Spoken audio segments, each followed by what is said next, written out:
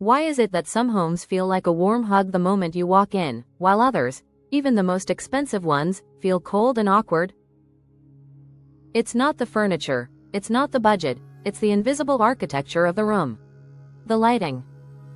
Most people are accidentally sabotaging their homes with flat lighting, without even realizing it. Today, I'm going to show you how to stop living in a hospital and start living in a masterpiece. Why do we feel more romantic in a candlelit restaurant than under the bright lights of a pharmacy? There's a biological reason for this, and I'm going to reveal it in a few minutes. If you want to unlock the secrets that professional architects use to design high-end spaces, hit subscribe. Let's fix your living room's vibe together. The first mistake is big light. The long day is over. You're ready to relax, but the moment you flip that switch, the vibe is completely ruined.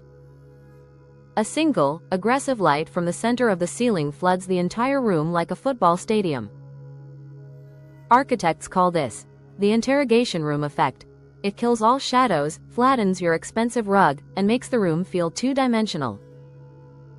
What is the architect's trick? Lightening layering. There are 3 kinds of lighting. 1. Ambient lighting. It provides illumination so you can move safely and comfortably throughout the space. It's the soft background glow that sets the initial mood of your home. 2. Task lighting. This layer is all about focus and activity, directing bright light exactly where you need it most, like over a kitchen island or next to your favorite reading chair. It prevents eye strain and makes daily tasks much easier and more efficient. 3. Accent lighting.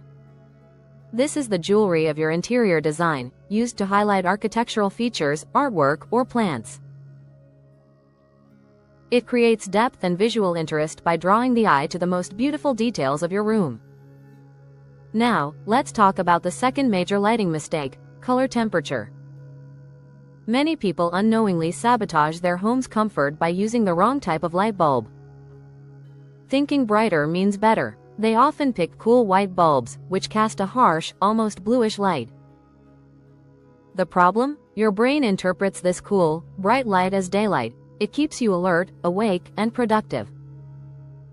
Great for an office or a hospital, but absolutely terrible for a living room where you're trying to relax and unwind.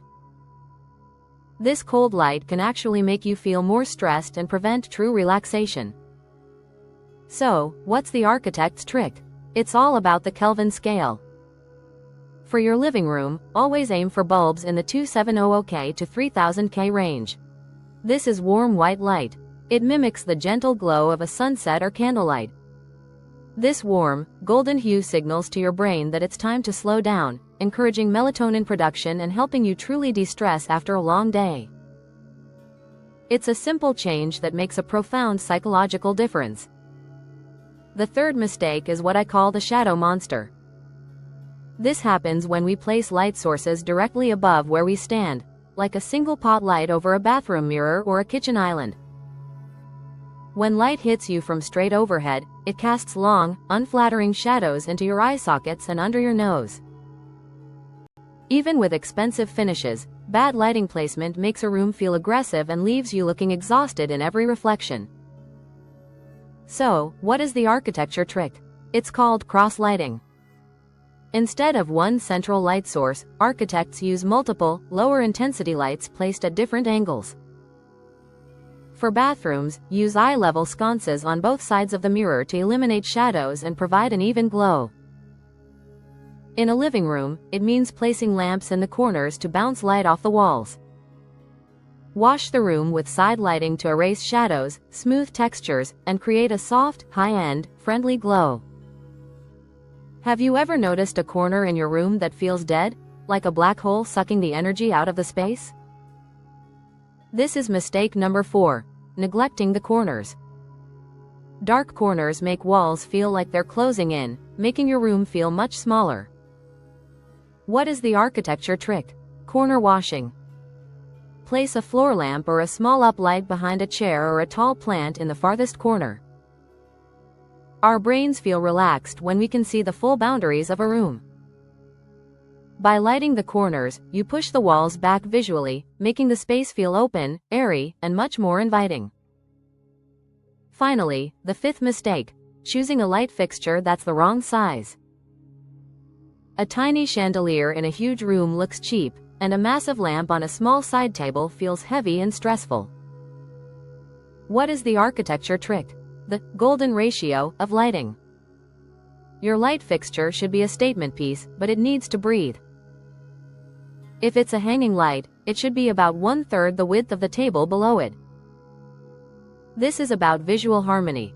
When the scale is wrong, our brain senses disorder, which creates low-level anxiety. When the proportions are perfect, your eyes glide across the room effortlessly, creating an instant feeling of luxury and calm. Lighting isn't just about seeing, it's about feeling. By fixing these 5 mistakes, by choosing warm tones, layering your lights, and embracing those cozy pockets of light, you're not just decorating a room, you're designing a sanctuary for your soul. It's amazing how a simple bulb change can completely transform your mood every single day.